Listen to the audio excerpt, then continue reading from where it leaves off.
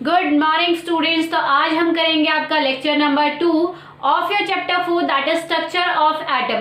तो बेटा इससे पहले वाले लेक्चर में हमने आपका थॉमसन मॉडल पढ़ा था कि आपका सबसे पहले डेल्टन थ्योरी आई थी, एटम के बारे में उन्होंने बताया था। उसके बाद हमने आपका कल थॉमसन मॉडल पढ़ा था कि थॉमसन मॉडल ने एटम के बारे में क्या क्या बताया, एटम के स्ट्रक्चर के बारे में क्या बताया। उसके बाद क्योंकि टाइमली क्या हो रहा था, एटम नई चीज थी सबके लिए, और जब सबके लिए नई चीज होती है तो लोग उसी के बारे में ज्यादा बातें करते हैं। तो बाकी साइंटिस्ट के बीच में भी एटम के बारे में ही डिस्कशन चल रही थी। तो ऐसे ही एक और साइंटिस्ट आए जिनका नाम था रदरफोर्ड। उन्होंने भी एटम पे एक एक्सपेरिमेंट करके देखा। एक्सपेरिमेंट आपका क्या था तो देखो, उन्होंने क्या किया, एक गोल्ड की फॉइल ली। ठीक है, आपको पता है गोल्ड क्या है, एक मेटल है। ठीक है, तो गोल्ड फॉइल मान लो इस तरीके की, जिस तरीके की आप यूजुअली अपने घरों में एल्यूमिनियम फॉइल यूज करते हो फूड रैप करने के लिए, रोटी चपाती को रैप करने के लिए एल्यूमिनियम फॉइल यूज करते हो, वैसे ही आपकी गोल्ड फॉइल उसी टाइप की होती है। ठीक है, तो गोल्ड फॉइल, गोल्ड क्या है, एक एलिमेंट है। ठीक है, तो एलिमेंट किससे बना होता है, एटम से मिलके बना होता है। तो इस गोल्ड फॉइल में लाखों एटम्स इस तरीके से प्रेजेंट थे। ठीक है, तो यहाँ पे मैंने क्या किया है, एक एटम की बात की है, मैंने सिर्फ एक एटम को दिखाया है ताकि आपको ये एक्सपेरिमेंट अच्छे से समझ में आ जाए। ठीक है बेटा, तो अगर हम तो आपके रदरफोर्ड ने क्या किया, रदरफोर्ड ने अपने एक्सपेरिमेंट में, रदरफोर्ड अल्फा स्कैटरिंग एक्सपेरिमेंट भी कहते हैं इसे। ठीक है, तो उन्होंने क्या किया, गोल्ड फॉइल ली इस तरीके की। ठीक है, और उस गोल्ड फॉइल के ऊपर क्या किया, अल्फा पार्टिकल्स को पास किया। अब आपके दिमाग में क्वेश्चन आ रहा होगा कि मैम अल्फा पार्टिकल्स क्या होते हैं। तो बेटा अल्फा पार्टिकल्स आपके हीलियम 2 पॉजिटिव, हीलियम एटम के डाई पॉजिटिव आयंस को अल्फा पार्टिकल्स कहते हैं। ठीक है, अल्फा पार्टिकल क्या है, doubly charged He ions, helium ions. Hydrogen के बाद आपका हीलियम एलिमेंट आता है, तो जब हीलियम के ऊपर 2 पॉजिटिव चार्ज होगा तो उस आयन को हम अल्फा पार्टिकल कहते हैं। ठीक है, और इसका मास कितना होगा, 4 AMU, जो कि बहुत ज्यादा कम है। तो ये जो अल्फा पार्टिकल है, क्योंकि इनका मास कम है तो ये बहुत फास्ट मूव करते हैं। ठीक है, तो उन्होंने, रदरफोर्ड ने क्या किया, गोल्ड की फॉइल ली, गोल्ड की फॉइल के ऊपर हीलियम 2 पॉजिटिव पार्टिकल्स को पास किया, या हम कह सकते हैं अल्फा पार्टिकल्स को पास किया। तो उन्होंने क्या देखा, उन्होंने कुछ ऑब्जर्वेशंस देखी, जैसे आप लोग भी यहाँ देख सकते हो, ये आपके क्या है, अल्फा पार्टिकल्स है,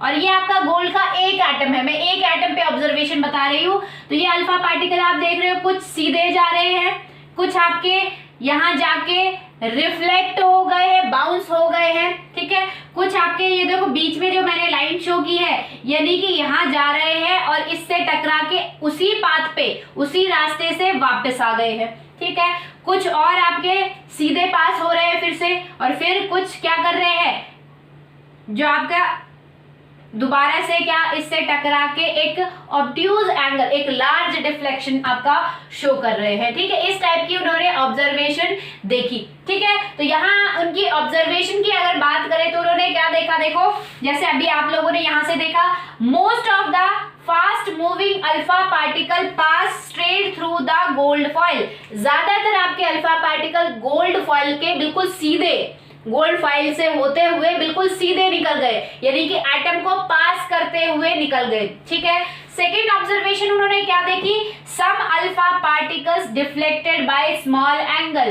कुछ अल्फा पार्टिकल जो है इस तरीके से आए, टकरा के डिफ्लेक्शन शो कर रहे हैं छोटे छोटे एंगल्स पे। ठीक है, नेक्स्ट क्या है, 1 आउट ऑफ 12,000, मतलब 12,000 अगर मान लो पार्टिकल है, क्योंकि अल्फा पार्टिकल बहुत सारे पास किए होंगे फॉइल से, सिर्फ 4-5 पार्टिकल थोड़ी ना पास किए होंगे, तो उनमें से 12,000 में से एक पार्टिकल ने ऐसी ऑब्जर्वेशन शो की, क्या की, 1 out of 12,000 particles appear to rebounce. ये जो बीच वाला आपको दिख रहा है कि ये पार्टिकल गया और उसी रास्ते से, देखो एरो मैंने इस तरफ किया, उसी रास्ते से वापस आ गया। तो 12,000 में से एक पार्टिकल ने ऐसी ऑब्जर्वेशन शो की कि वो जिस रास्ते से गया था वापस उसी रास्ते से टकरा के 180 डिग्री स्ट्रेट एंगल से बिल्कुल वापस आ गया। ठीक है, तो बेटा ये कुछ उनकी ऑब्जर्वेशंस थी। इन ऑब्जर्वेशन पे उन्होंने कुछ कंक्लूजन निकाला कि ऐसा क्यों हुआ होगा। ठीक है, तो पहला कंक्लूजन उन्होंने क्या कहा, most of the space inside an atom is empty as most alpha particle pass straight. ज्यादातर स्पेस, अगर ये एटम की बात करें तो आप एटम में देख सकते हो कि ज्यादातर स्पेस आपकी खाली है, ऊपर नीचे इधर साइड वाइड में। ठीक है, तो ज्यादातर पार्टिकल आपके एटम को पास करते हुए जा रहे थे, बाहर निकल रहे थे। यानी कि क्या बताया कि एटम के अंदर, अगर एक एटम को लो, एटम के अंदर ज्यादातर स्पेस जो होती है एम्प्टी होती है, इस वजह से ज्यादातर अल्फा पार्टिकल उसको पास करते हुए निकल गए। यानी कि कोई भी रुकावट नहीं होती, रुकावट होती तो वो दोबारा से रिफ्लेक्ट हो जाते, ठीक है, या डिफ्लेक्ट हो जाते एंगल्स पे, बट ज्यादातर पार्टिकल स्ट्रेट पास हो रहे, यानी कि आपके एटम में मोस्ट ऑफ द स्पेस क्या है, एम्प्टी है।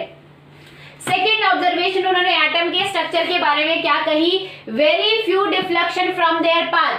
कुछ ही ऐसे थे जो कि, कुछ बहुत कम पार्टिकल ऐसे थे जो कि आपके डिफ्लेक्ट हो रहे थे। ठीक है, उन्होंने ऐसा क्यों कहा, ठीक है, इसके पीछे उन्होंने क्या कारण दिया, that is the positive charge occupied very little space. Atom के अंदर आपका, देखो अब एटम जो अल्फा पार्टिकल है आपके, अभी हमने पढ़ा था क्या है, डबली पॉजिटिव चार्ज पार्टिकल है, हीलियम पॉजिटिव चार्ज पार्टिकल है। और हमने आपका, हमेशा मैंने आपको एक चीज बताई है कि जो आपके अपोजिट चार्ज होते हैं वो अट्रैक्ट होते हैं, लाइक चार्ज मतलब सेम चार्ज हमेशा क्या होते हैं, एक दूसरे को रिपेल करते, दूर भागते हैं। लाइक चार्ज जब आपस में पास आते हैं तो एक दूसरे को रिपेल करते हैं। तो जब दो पॉजिटिव चार्ज पास आएंगे तो वो एक दूसरे को क्या करेंगे, रिपेल करेंगे। तो आप यहाँ देख सकते हो कि अल्फा पार्टिकल पे चार्ज क्या है, पॉजिटिव चार्ज है। यानी कि जब ये पार्टिकल्स आ रहे हैं और यहाँ डिफ्लेक्ट हो रहे, दूर भाग रहे हैं, बजाय इसके कि सीधे चले जाए, इसका मतलब क्या है कि कुछ ना कुछ यहाँ पे इस पोर्शन में कुछ ना कुछ पॉजिटिव चार्ज ही होगा, जिसके वजह से जब ये पॉजिटिव चार्ज पार्टिकल इनसे टकराए, इनके किनारे से टकराए तो डिफ्लेक्ट हो गए, दूसरी तरफ निकल गए, ऐसे टकरा के और दूर भाग गए दूसरी तरफ। ठीक है, तो उन्होंने सेकंड पॉइंट यही कहा कि कुछ जो है स्मॉल डिफ्लेक्शन हुई, इसका मतलब क्या है, that is positive charge occupy very little space. छोटा पोर्शन ही आपका सेंटर में पॉजिटिव चार्ज ऑक्युपाई कर रखा है। क्यों छोटा पोर्शन क्यों कहा, क्योंकि अगर ज्यादा पोर्शन होता, यहाँ पे भी पॉजिटिव चार्ज होता, तो ये जो पार्टिकल, अल्फा पार्टिकल जो सीधे स्ट्रेट निकल गए हैं, ये भी नहीं निकलते, ये भी जैसे ही इन पॉजिटिव चार्ज से टकराते डिफ्लेक्ट हो जाते एंगल्स पे। तीसरी बात उन्होंने क्या कही कि a very small fraction of alpha particle, that is 12,000 में से एक पार्टिकल। आपको पता है बहुत सारे पार्टिकल्स आपके डाले गए होंगे, अल्फा पार्टिकल बहुत सारे गोल्ड फॉइल पे डाले गए होंगे, तो उनमें से 12,000 में से सिर्फ एक पार्टिकल ने ऐसी ऑब्जर्वेशन शो की, कैसी कि वो आए और स्ट्रेटली सेंटर में आए और यहाँ आते ही वापस जिस पाथ से आए थे उसी पाथ पे 180 डिग्री पे वापस चले गए। दैट मीन्स आपका क्या है, क्या समझाना चाहते हैं वो, यहाँ पे उन्होंने क्या कंक्लूजन निकाला कि positive charge mass is concentrated in a very small volume in the atom. Atom के अंदर पॉजिटिव चार्ज बहुत छोटी वॉल्यूम में है और बिल्कुल सेंटर में है। तो जैसे ही इस सेंटर एटम के साथ ये अल्फा पार्टिकल जैसे ही सेंट्रली इससे टकराए तो वापस उसी एंगल पे आ गए, क्योंकि इन पे भी पॉजिटिव चार्ज था और सेंटर में भी, इसका मतलब पॉजिटिव चार्ज ही रहा होगा, तभी तो वापस रिफ्लेक्ट होके आ गए। ठीक है बेटा, तो थर्ड इन्होंने ये बताया। नेक्स्ट, ये तो इन्होंने कंक्लूजन बता दिया अपनी ऑब्जर्वेशन पे। अब ये काम किस पे कर रहे थे, एटम के स्ट्रक्चर पे। तो इन ऑब्जर्वेशन और कंक्लूजन के बेस पे उन्होंने एक एटम का मॉडल बनाया।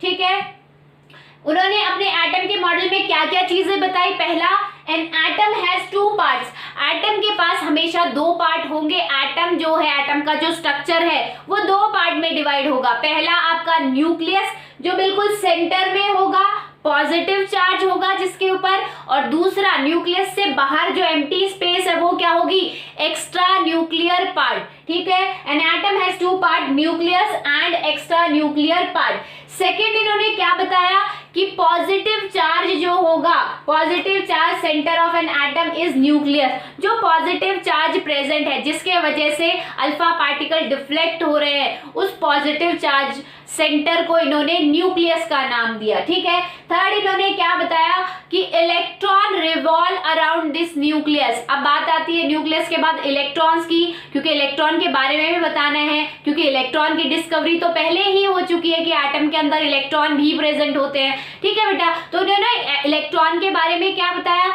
कि ये जो न्यूक्लियस है इसके अराउंड कंटिन्यूअसली इलेक्ट्रॉन अपने ऑर्बिट पे रिवॉल्व करते रहते हैं, जैसे सोलर सिस्टम में सन के अराउंड प्लैनेट कंटिन्यूअसली रिवॉल्व करते रहते हैं। इसीलिए इस मॉडल को solar system model of atom भी कहते हैं, क्योंकि ये एटम का जो स्ट्रक्चर है बिल्कुल सोलर सिस्टम से रिलेट किया गया। जैसे सोलर सिस्टम में सेंटर में सन होता है और उसके चारों तरफ कौन रिवॉल्व करता रहता है फिक्स ऑर्बिट पे, प्लैनेट। तो ऐसे ही एटम में भी सेंटर में फिक्स न्यूक्लियस है जिसके अराउंड इलेक्ट्रॉन रिवॉल्व करते रहते हैं। ठीक है, फोर्थ इन्होंने आपका क्या बताया, size of nucleus is very small. Nucleus का साइज जो है एटम के साइज के कंपेयर में बहुत छोटा होगा।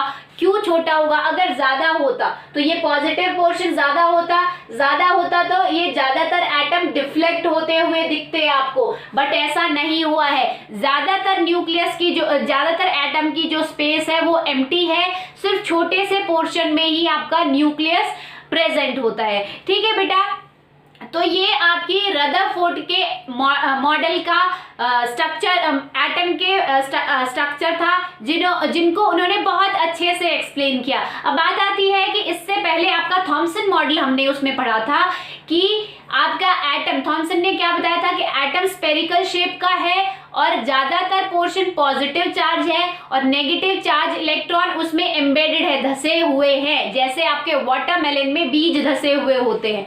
बट यहाँ पे उन्होंने क्लियरली बताया कि एग्जैक्टली न्यूक्लियस यहाँ का एक पॉजिटिव पोर्शन कितना होता है और इलेक्ट्रॉन की पोजीशन क्या होती है। ठीक है, न्यूक्लियस सारे एटम पे पॉजिटिव चार्ज नहीं होता, सिर्फ न्यूक्लियस में पॉजिटिव चार्ज होता है, रदरफोर्ड ने बताया, और न्यूक्लियस सेंटर में प्रेजेंट होता है। और इलेक्ट्रॉन की पोजीशन के बारे में क्या बताया कि इलेक्ट्रॉन इस न्यूक्लियस के अराउंड कंटिन्यूअसली रिवॉल्व करते रहते हैं। तो यही आपकी कमी थी किसमें, थॉमसन मॉडल में, कि उन्होंने प्रॉपर न्यूक्लियस की और इलेक्ट्रॉन की पोजीशन के बारे में नहीं बताया था, जो कि आपके रदरफोर्ड ने बताया था। ठीक है, इसके बाद आपके नेक्स्ट आपके साइंटिस्ट आएंगे जिनका नाम है नील बोर। उन्होंने भी एटम के ऊपर स्टडी की, क्योंकि क्या है, नई चीज चल रही थी तो कंटिन्यूअसली लोग उसी पे फोकस कर रहे थे। ठीक है, तो नेक्स्ट साइंटिस्ट आपके नील बोर थे। नील बोर ने भी एटम का मॉडल दिया अपनी तरफ से, तो उसको भी हम ब्रीफली करेंगे कल के लेक्चर में। आई होप आज का कंसेप्ट आपको समझ में आया होगा। That's all for today, thank you.